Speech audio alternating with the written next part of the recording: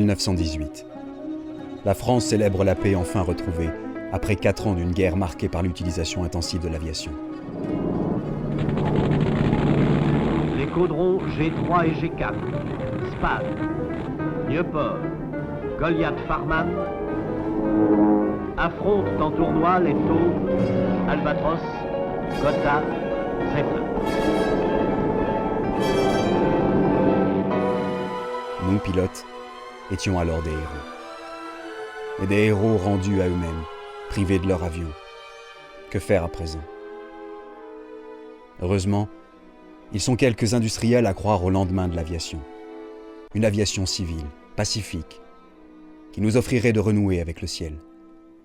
Parmi eux, un homme, depuis son sud natal, nourrit déjà une idée géniale et folle. Pierre-Georges Latécoère.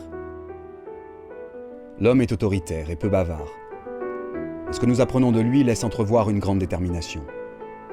Durant la guerre, il a transformé son usine de wagons en centre de production aéronautique, où il sous-traite pour l'État l'assemblage d'avions Salmson. Lorsque la paix se profile, sa décision est prise. Il dispose de la main-d'œuvre et du matériel. Il sait que nous sommes nombreux parmi les pilotes de guerre réduits au chômage à n'attendre qu'une chose: voler à nouveau. Il a compris également l'importance de développer un moyen de communication rapide. Le général Lyautey lui a conté les problèmes engendrés par la lenteur du courrier au sein de l'armée en guerre. Latécoère en est persuadé. Il y a là un marché à prendre, plus qu'un projet, un pari. Créer une ligne aérienne régulière, une ligne qui transporterait du courrier et franchirait les frontières.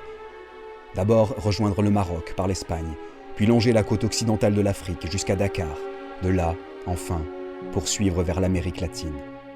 Le but ultime. Sans attendre la fin du conflit, Pierre-Georges Latécoère avait soumis son idée au gouvernement.